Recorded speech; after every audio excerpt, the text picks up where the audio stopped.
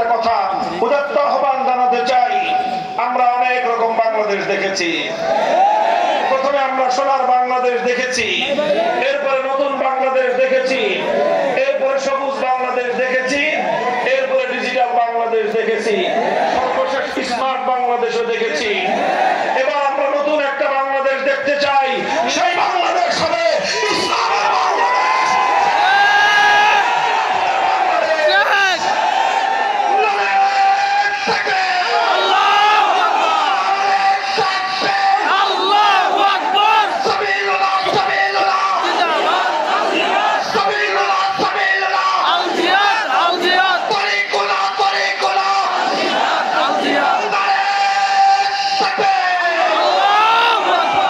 ইসলামের বাংলাদেশ গড়ার জন্য কাজ করতে প্রস্তুত থাকবেন? থাকবেন ইনশাআল্লাহ। শুনেন, এজন্য প্রথমে মাথার ঘাম পায়ে ফেলে মেহনত আর পরিশ্রম করতে হবে। তারপরে চোখের অশ্রু ছেড়ে দিয়ে আল্লাহর কাছে সাহায্য কামনা করতে হবে। এভাবে ঘাম আর অশ্রু দিয়ে ময়দান এবং ফিল্ড তৈরি করতে হবে। বিপ্লবের জন্য, অভ্যুত্থানের জন্য যখন দেশ প্রস্তুত হবে, বিপ্লবের জন্য যখন দেশ তৈরি হবে, তখন আল্লাহর দ্বীনকে বিজয়ী করবার জন্য, আল্লাহর কোরআনের রাজ কায়েম করবার জন্য প্রয়োজনে শহীদ আবু সাঈদ, মীর মুক্তাদার মতো 2000 নয়, প্রয়োজনে 20,000, প্রয়োজনে 2 লক্ষ যুবক প্রাণ শাহাদাতের রক্ত দেওয়ার জন্য শহীদ ঈদগাহে আল্লাহর দ্বীনের জন্য যেতে হবে।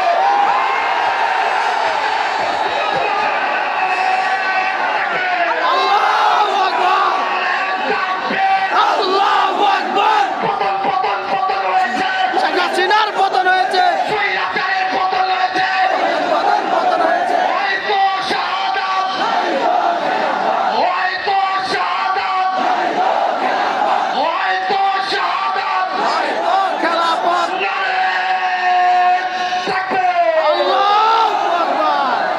আল্লাহর দ্বীনের জন্য, ইসলামের জন্য কাজ করবেন তো ইনশাআল্লাহ আপনারা?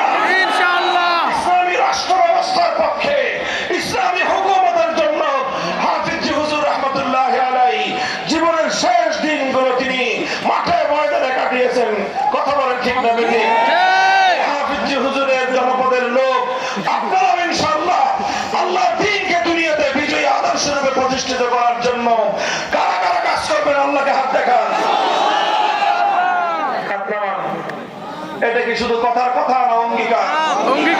এটা শপথ। কার সাথে? আল্লাহর সাথে। কার সাথে? আল্লাহর সাথে। এই শপথ রক্ষা করা যার যার জিম্মাদারি। ইনশাআল্লাহ ইনশাআল্লাহ আল্লাহ পাক কবুল করেন, তৌফিক দান করেন।